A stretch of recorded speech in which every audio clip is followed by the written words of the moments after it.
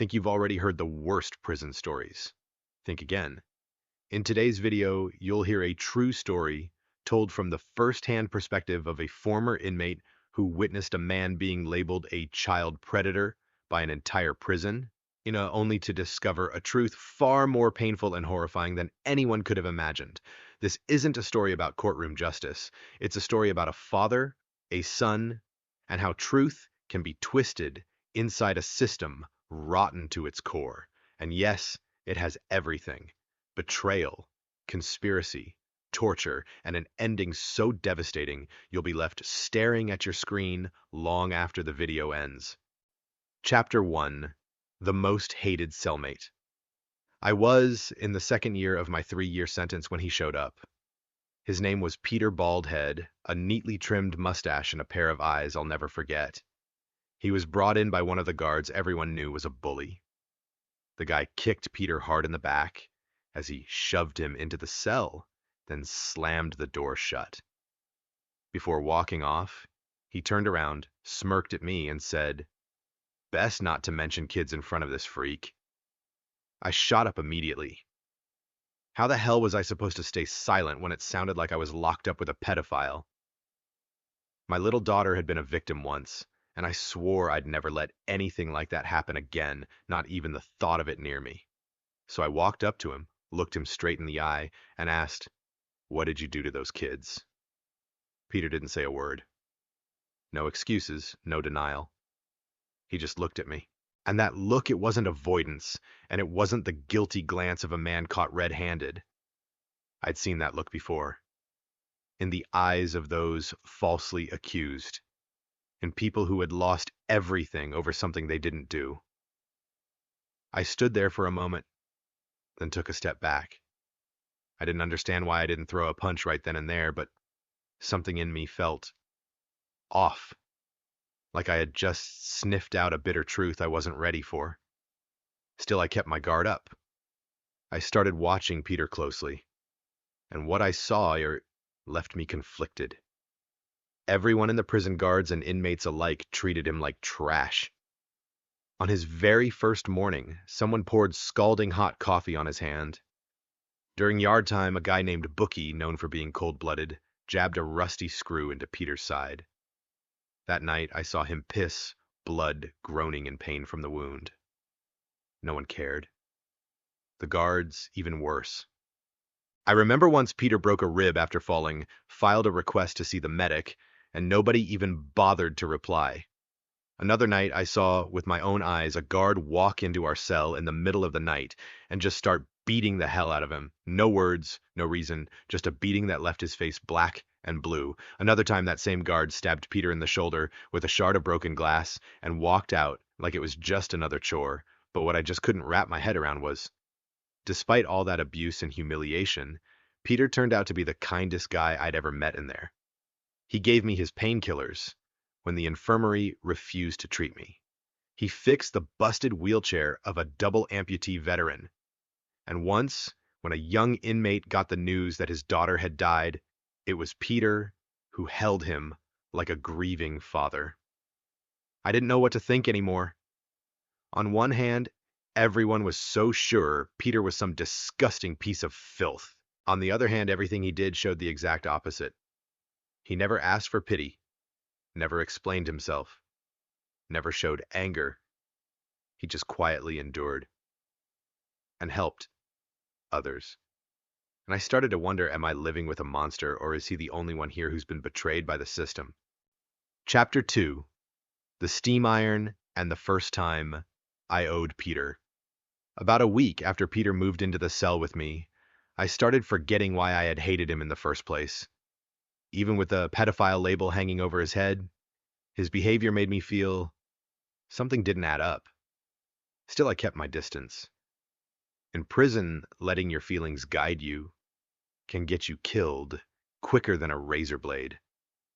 At the time, I was scraping together every cent I could to save up for my daughter's college textbooks. She had just started her freshman year, and her mom, still neck-deep in debt to a bunch of pill dealers, was the last person I could trust with the money. I knew if that cash ever landed in her hands, it'd never reach my kid. I planned to call and try to pressure her into doing the right thing. Then that afternoon, Bookie cornered me in the laundry room. He wasn't alone. One of his goons was standing by the door. I knew something was about to go down. "I hear you got $800 in your account," he said, voice soft as a feather but eyes sharp like a box cutter, enough to buy your little girl a trip to the hospital. My blood ran cold. He was threatening to hurt my daughter from inside this hellhole full of cameras and guards. He pressed a small blade against my neck and gave me 10 seconds to decide. I swallowed hard. My brain was spinning. "Listen, Bookie, maybe we can—" I didn't even finish the sentence before a scream rang out from behind. Bookie turned his head, and what I saw next, I'll never forget. Peter, holding a massive industrial steam iron, had tackled Bookie's goon and was pressing the red-hot metal straight into the guy's back. And the smell of burning skin hit me like a freight train. Before I could even blink, Peter lunged at Bookie and shoved the iron into his cheek. The scream that followed echoed through the entire laundry room. We bolted, Peter and I, like two rats fleeing a fire. I don't think I've ever run that fast in my life. That night, I sat silently on my top bunk. Peter was lying below, a few streaks of blood still crusted on his face. He turned and said quietly, "I heard him threaten your daughter. I used to have a little girl too. And anyone who comes between a father and his child deserves to pay." I didn't know what to say. My heart was pounding, not just from the chaos earlier, but because I got it. For the first time since I'd been locked up, I felt like I truly owed someone, and that someone was the man the whole prison called a monster. No, Chapter 3. Price of Courage. The next day, it wasn't a surprise Peter was taken away, but not in any official way, not with handcuffs or paperwork. A guard known by everyone as one of Bookie's lapdogs came by and said Peter was being called for a private talk with the warden.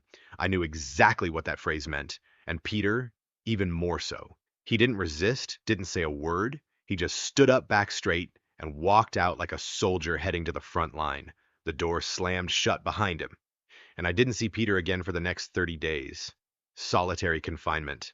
I asked around, even tried prying info from a few of the more friendly guards, but all I got was the same cold response: "Mind your own business." But I knew exactly what was going on in that isolation cell, and with each passing day, the rage inside me kept growing. When Peter finally returned, I almost didn't recognize him. Skin and bones, face black and blue, lips cracked and bleeding, his hands barely bandaged, and the way he walked, like a ghost dragged out of hell. He didn't look at me, just dragged his feet to the bed, then slumped down on the floor, leaning against the wall. He didn't even have the strength to climb up onto the bunk. I walked over, meaning to say something, but I stopped. At that point, I didn't know exactly what had happened in solitary. It wasn't until later that I heard whispers, accidents every day, falling starvation beatings in the dark. And worse, somehow someone had managed to get to him, even though solitary is supposed to be the most secure place in prison. Those kinds of permitted accidents, they only happen when the system either turns a blind eye or helps. I remember one night I asked a young guard, someone who seemed less involved than the others, what the hell did Peter do to deserve that? He looked at me, didn't even hide the disgust, and said he crossed Bookie, burned his face in front of everyone. That kind of disrespect. You don't walk away from that. I nodded, but inside I felt like I couldn't breathe.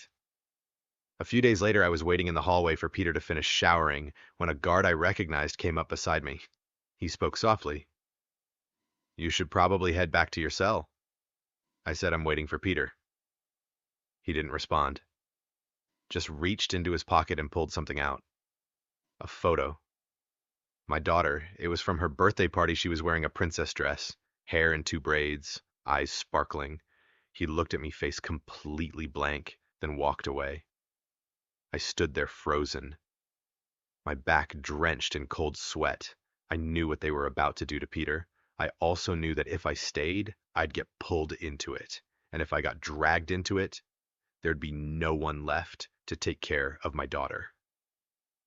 I turned around, my fists clenched so tight, my nails dug into my palms, and I walked away, left Peter behind. The first sound came just seconds later. A dry, brutal punch, then a cry of pain, and then that sizzle, that unforgettable smell of burning flesh, steam iron. I didn't turn around. I couldn't. When Peter came back hours later, I was already waiting with gauze ointment and some clean water I'd hidden in a bottle. But even so, what I saw nearly made me collapse. He didn't speak.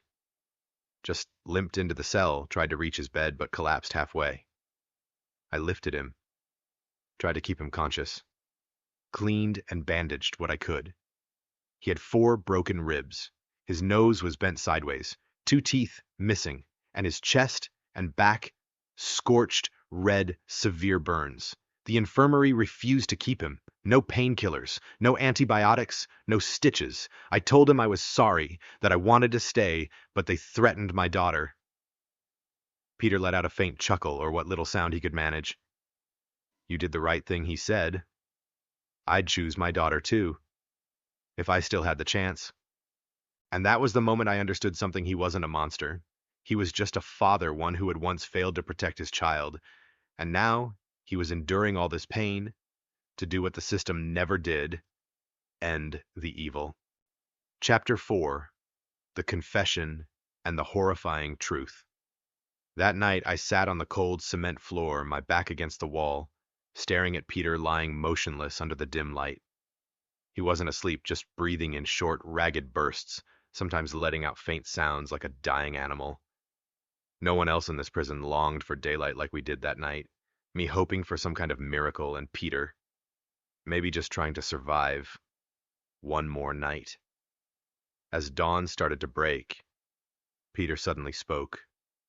His voice was raspy but clear. Do you want to know why I'm really in here? I nodded, though truthfully I didn't even need to. I could feel it. Peter was going to tell me. He wanted to, needed to. I called the cops on my own son, he said. I sat upright. My heart thudded so hard I could feel it in my throat.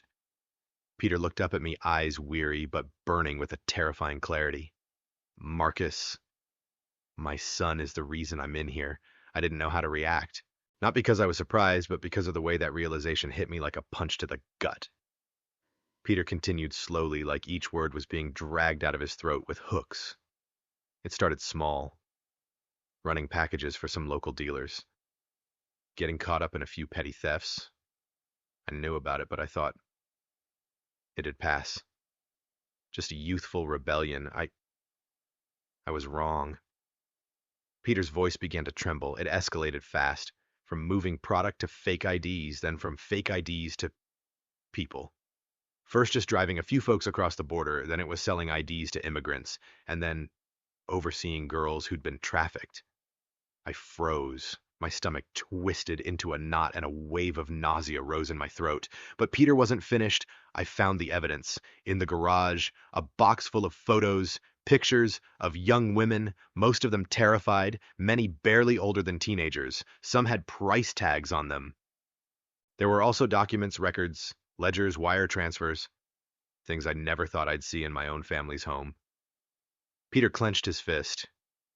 Blood seeped between his fingers where the bandages had fused with open wounds. I brought everything to the police. I laid it out. I begged them, but instead of going after Marcus, they turned on me. I whispered, almost in disbelief. The police threatened you. Yes, Peter nodded. They said if I didn't back off, they'd charge me with defamation, or worse, fabricate new evidence to flip the story around. And just like that, I was the one arrested. He let out a dry, bitter laugh and coughed up blood. The justice system I believed in, the one I taught Marcus to respect when he was a kid, it crushed me. There was a long silence. And then Peter said something that chilled me to the bone. I couldn't save the girls Marcus hurt. But if I stayed silent, I'd be complicit. And that I couldn't live with. I didn't know what to say. I just sat there, the same thought echoing in my head. This man wasn't a monster. The monster was his son. And this prison, the place I once thought justice was served, was actually the place where justice got strangled and begged for air. Chapter 5: Smoldering Fire and the Cold-Blooded Warning. I thought that after everything Peter had been through, solitary beatings, almost dying on the bathroom floor, things would finally calm down. At least for a while, but I forgot one thing guys like Bookie don't let grudges go. They simmer in them. They feed them blood. 4 days after Peter was barely strong enough to sit up again, I received a note slipped through our cell door. It was from Rodriguez, a quiet guy who worked cleaning duty with me, lived at the far end of the block. He didn't speak much, but he had a habit of writing things down. I opened the note. Just one line. Bookie tripled the payout to the guards. Tonight, special attention. Be careful. I folded the paper. My fingers were ice cold, and the chill spread straight to my heart. I looked over at Peter curled up in the corner of the cell, eyes still swollen, bruises all over his face, the bandage on his back starting to seep blood again. I didn't say anything. Just looked. And he understood. He slowly stood, bracing himself against the wall, and whispered, "Before they kill me, I want to tell you everything." I nodded, and this time I sat down. I truly listened. Peter talked about Marcus's son who once loved fishing, who once asked why fish didn't scream when pulled from the water, and how little by little, year after year, that boy vanished, replaced by someone unrecognizable. One day, I went into the storage shed and found his backpack. Inside were phones, photos, lists, girls with codes next to their names, like merchandise, like a menu in a shop. His voice cracked. I didn't know whether to feel rage or sorrow on his behalf. Then the hallway lights cut out. Not the usual flickering from power saving. No, this was deliberate, complete blackness. A voice echoed from outside, not even pretending to hide power outage. Must be maintenance. Peter grabbed my arm. His hand was ice cold. From the dark, I heard the sound of a lock clicking. Someone was unlocking our cell door. I whispered, "They're coming." And just then, two figures appeared at the cell door, flashlights in hand. One wore a surgical mask. Behind them, I glimpsed the night guard counting money. Peter stood up, putting himself between me and the door. "Just me," he said. "Leave him out of this." One of the two laughed dryly. "You're both on the list. Bookie wants an apology paid in blood." As the lock turned, a scream erupted from the cell next door. It was Wallace, the old man who read the Bible all day. He collapsed in the hallway shouting, "Heart attack! Help! I can't breathe!" Chaos. Flashlights scrambled. Guards shouted for medics. Peter looked at Wallace. The old man gave him a tiny wink. A flawless performance. The killers were dragged away just for a few minutes, but enough for Peter to collapse back onto the floor, gasping. I asked, "Did you prepare anything?" He nodded and pulled something from under the mattress. A photo. A young man in a graduation gown smiling brightly. "Marcus, age 18, Peter said, before I lost him. Then he looked up, his voice barely a whisper. He started when he was 21. Worked with Bookie. Not just transporting girls, but training them to obey. He told me straight to my face. "Don't interfere, Dad. This is business. I know how to clean things up." I said nothing. My chest was hollow. Peter clutched the photo with trembling hands. "Tonight. I don't know if I'll make it, but at least you know the truth now. And if I die, please let the girl Emily be remembered." I nodded. I didn't know which of us was more broken in that moment, him with a body barely clinging to life, or me with a heart shattered by the weight of the truth. And I understood something. From that moment on, neither of us were just inmates anymore. We were witnesses to a sin greater than anything that had ever passed through those prison gates. Chapter 6. Emily, the Shadow, and when the real nightmare began. I didn't think Peter would survive that night, but somehow he did. No painkillers, no doctors, no help except for me, the guy who once thought he was a monster. The next morning, just as we were still reeling from the hell of the night, before a man named Santos on death row from the far end of the block approached us during rec time.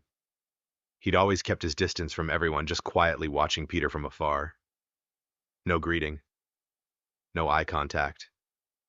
just rolled up sleeves revealing a web of jagged scars crisscrossing his forearms. I knew Marcus, he said flatly, like mentioning a predator. From the outside. Peter was struggling to complete his mandatory walking laps, dragging one foot after the other, but those words stopped him in his tracks. His body went rigid, like something inside him snapped. Santos' continued voice, low and cold. No anger, no sympathy. That sick bastard had a thing for teen girls. He called them soft, easy to mold. You see this scar? He raised his arm and pointed to a deep gouge. Marcus gave me that. Drove a screwdriver into my arm when I tried to stop him from taking my neighbor's daughter. I saw Peter's eyes well up his throat, twitching like he was about to vomit. And then he did. Peter collapsed, vomiting blood right onto the concrete. Dark, thick crimson on pale gray floor. A sight that burned into my brain. I rushed over, catching him in my arms, calling his name. Hands shaking. But Peter didn't die. We helped him back to the cell, and this time I made a decision I knew would come with consequences. I reached out to Martinez, the guy who used to clean the warden's office. The kind of man who listened more than he spoke, and had questionable connections behind bars. Something's wrong, I said. Peter's injuries. They aren't just from beatings. There's more. Martinez stared at me for a long time. Then he pulled out a small notebook, tore out a page, and stuffed it in my hand. This, he whispered, was in the warden's drawer. File on a girl named Emily. The last name matches something Peter once mentioned. I unfolded the paper. Just a few lines, but enough to freeze the blood in my veins. Emily R. Age 9. Missing since 20XX. Believed linked to trafficking ring run by MH. Witness reported seeing her with a man named Marcus, unconfirmed.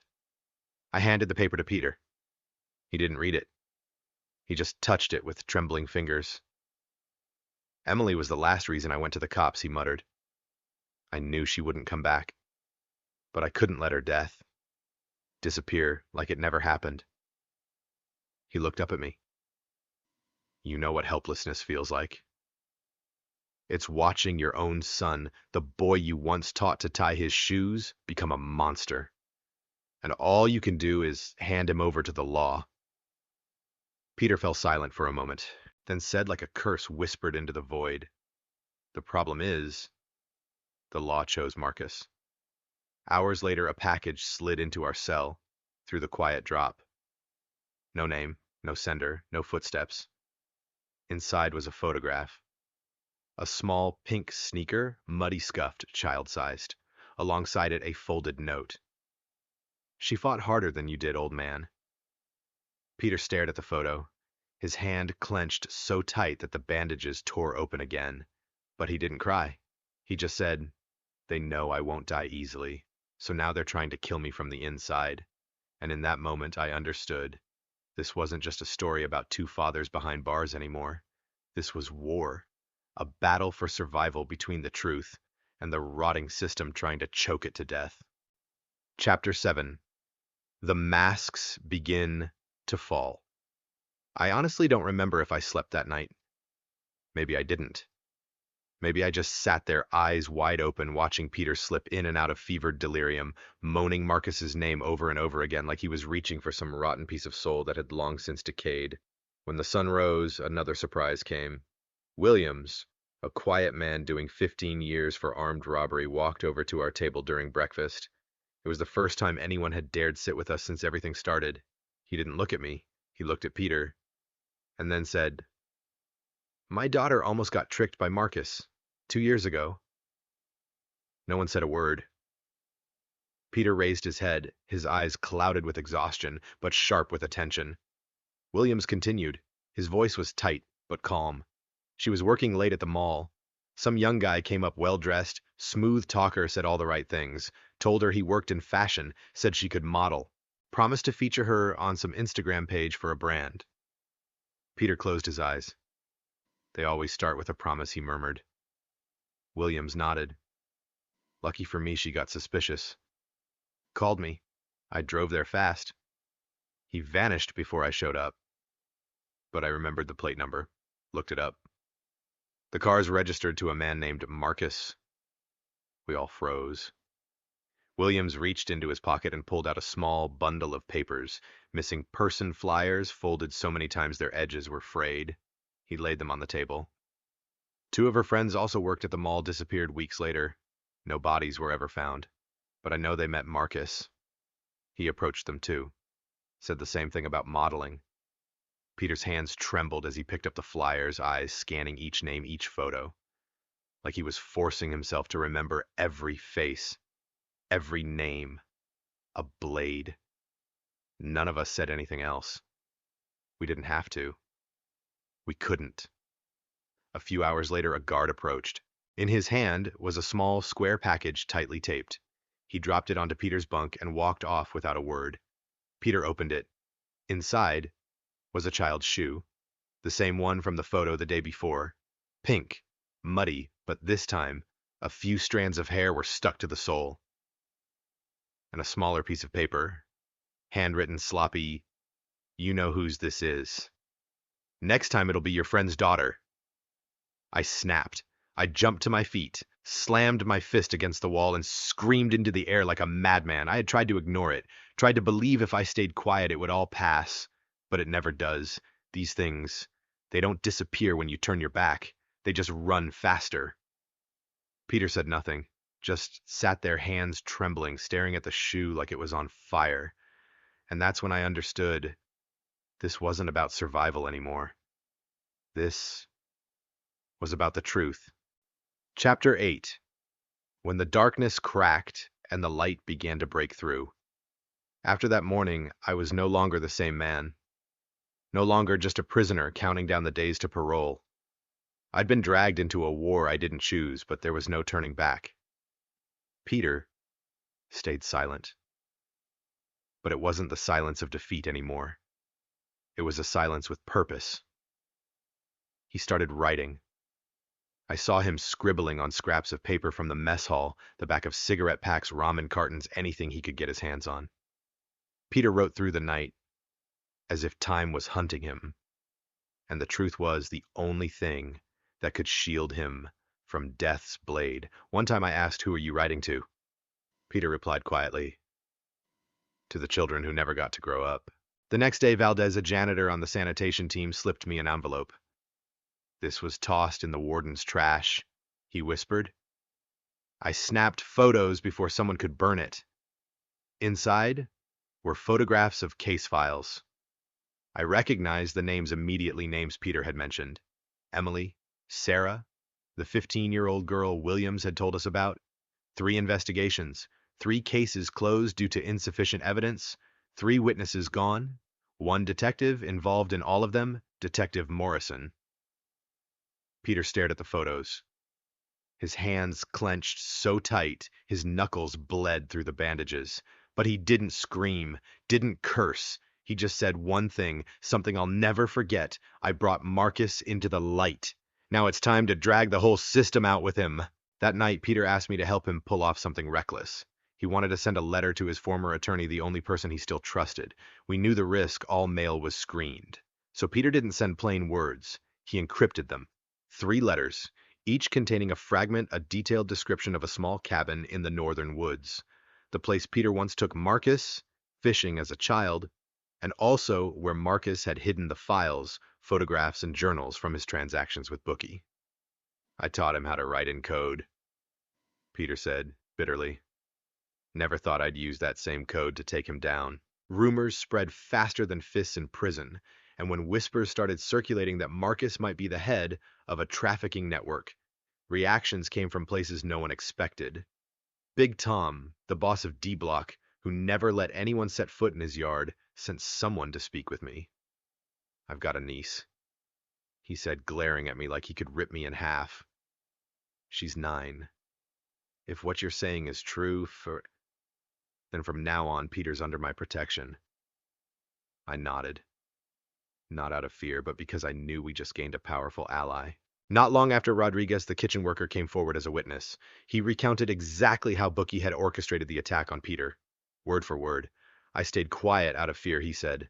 But now, I'm afraid of who I'll become if I keep my mouth shut. The truth, once ignited, began to spread like fire through dry straw. The same inmates who once beat Peter now avoided his gaze. The ones who used to spit in his tray quietly started adding extra bread to his plate.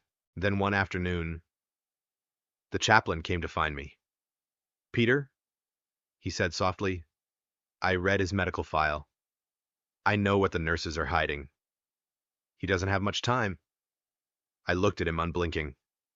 "I don't care if you believe him or not," I said. "I just need you to help keep him alive long enough so the world out there knows who Marcus really is. So Emily doesn't vanish like a forgotten name on paper." The chaplain nodded. "You have my word." That night, I returned to our cell. Peter was still writing, barely able to keep his arms steady in the sickly yellow light. The bandages on his shoulder were soaked in blood. Every movement looked like agony. But he kept going. I sat beside him, silent. And he whispered, maybe to me, maybe to himself, "If I die, at least now the world will know Emily existed." Chapter 9, A Verdict Without a Trial on You. Something was coming in the next few days, not a gut feeling, but that eerie stillness before a storm. In prison, when no one looks each other in the eye, when groups start splitting into silent huddles, something ugly is being planned. And this time, the center of it all was Peter. The first warning came from an unlikely source, Chen, a hacker, locked up for identity theft. Cold, distant, and never involved in anything except smuggling phone cards and peddling fake gossip. But that day he came straight to Peter. No drama, no warning. Just one sentence: "I helped Marcus forge identities for 3 girls. Names, birth dates, addresses all legit. Thought it was for debt evasion. I was wrong." Peter simply nodded. No judgment. There wasn't much judgment left in this prison. Just recognition, another puzzle piece to the nightmare called Marcus. And then it happened. One afternoon during dinner, Bookie showed up. His face still bandaged, but his eyes cold and hollow. He walked up, silently sat at the table next to Peter and me, and spoke in a low, dead voice. "You want to know about Emily? I'll tell you, but I want something in return: your death." I almost shot up, but Peter raised a hand to stop me. No words, no nod, but I understood. He was going to listen. Bookie began speaking like he was reading a financial report. He described how Marcus picked Emily, how they tracked her route from school to home, identified her parents, measured the distance to the nearest police station. Every word a knife, every detail a slap to the face of the father sitting across from him. Peter listened to every second, until Bookie leaned in smirking and said, "That little girl, she was just leftover stock." Peter stood, and the most shocking part, he didn't hit him. He simply looked at Bookie and said, voice weary but clear, "I used to think killing you was the answer, but now I realize you're not even worth that." I've never seen a man like Bookie, afraid of someone's gaze. He stood up and walked away, but I knew he wasn't done yet. That night, Peter wrote one more letter, a letter never meant to be sent. He left it open on the table for me to read. It said, "If I don't make it, find the cabin at Bear Creek. Tin box under the 3rd floorboard. The proof is there. The crimes. The truth." The next morning, Bookie made his move. While Peter bent down to grab his food tray, Bookie came from behind and stabbed him in the back with a sharpened spoon right through the kidney. It all happened in seconds. Peter collapsed, blood pouring onto the floor. Bookie raised his hands and screamed self-defense. He attacked me first. I lunged toward him, but 3 guards grabbed me, pinned me down. No one called the medic. No one moved. They were going to let him die. And that's when I did the only thing I could. I screamed. I screamed loud enough for the whole cafeteria to hear. Bookie admitted he helped traffickers. He said he supplied girls for Marcus. And suddenly, silence. Then voices rose, one after another. I heard him brag about that last week. I saw him pay off the guards to cover up Peter's stabbing. He tried to lure my daughter too, like falling dominoes, one voice after another, one name after another. One truth after another, spoken out loud under the white prison lights. Peter was finally taken to the infirmary. Too many witnesses, too much pressure, too many media calls from the outside. I had been contacting journalists for weeks. This time they couldn't ignore us. And bookie no one stood by him anymore. Not the guards, not the inmates. His so-called mask of dominance shattered like glass hitting concrete. We didn't need a courtroom. We had the truth. We had the blood. We had the memories. And Peter, even with blood soaking through his hospital gown, was finally no longer called the monster. Chapter 10. Not justice, but an ending. Peter survived. Unbelievably, he made it. 3 surgeries, 4 formal appeals from prison officials withdrawn after pressure, and 1 phone call from a journalist. That changed everything. I knew I should have been happy. But all I felt was one thing: exhaustion. Exhausted because what we had to prove was obvious from the beginning. But no one wanted to look. Exhausted because Peter shouldn't have had to bleed just to finally be called what he was. Not a predator, but a victim of the system. The last week before my release, Peter handed me a sealed envelope. For someone who can still do something out there, he said. Inside was the location of the cabin, files, evidence, the real names of victims, and of those who turned away when they cried for help. I asked him, if you knew you'd get stabbed, tortured, called trash, would you still do it all again? Peter smiled. For the first time in months. If your daughter were Emily, would you need to ask that question? I said nothing. Because I didn't have to. On the day I walked out of prison, it was drizzling. Peter stood by the small cell window holding a worn leather notebook. I knew what was in it. Everything he had written: confessions, apologies, letters to Emily, to the victims, and to himself. As I passed through the gates, it felt like I was carrying him with me. The outside world wasn't much kinder, but slowly the media started to speak up, thanks to one brave journalist who followed the story. She got what I'd sent, and within weeks, Marcus's name began making headlines. Son of police officer linked to multi-state trafficking ring who protected Marcus when justice comes only from inside a prison. Peter's still in there, but this time, he's no longer alone. Most prison gangs have called a truce on him. Religious groups inside have started hosting sessions about abuse, how to spot manipulators, and who leads those sessions. Peter, no microphone, no podium, just an old wooden table, a few stones for chairs, and a voice everyone stops to hear. He was once the father of a monster. Now he's become the father those other children never had. I delivered his letter to the federal prosecutor's office, handed it over face to face. Maybe they'll ignore it, maybe not. But I kept my promise. Emily is no longer just a name on a missing person report. She has a voice now. Through Peter, through me, through others inside those walls who once stayed silent, now finding their voices too. I still don't know what I'm supposed to do next, but I know one thing. If anyone ever asks me what justice looks like, I won't point to a courtroom, or a badge, or a verdict. I'll point to Peter, a man who lost everything, but still chose not to let the truth die with him. And I'll always remember the final line in his journal. If I was ever a bad father, then this is how I begin to atone. Not by dying, but by living long enough. To tell the truth, my son tried so hard to bury. If you're still sitting here 30 minutes later struggling to breathe normally, you're not alone. This wasn't an easy story to hear, but it was one that needed to be told. Peter wasn't a hero, but he did something very few people ever dare to do. He faced the truth about his own son. And if that's not courage, I honestly don't know what is. Thank you for watching all the way to the end. If you want more real stories like this, stories that make you question everything you thought you knew, hit subscribe, leave a like, and share this with someone who needs to hear it. This is True Reddit Reads, where the truth always has more than one mask.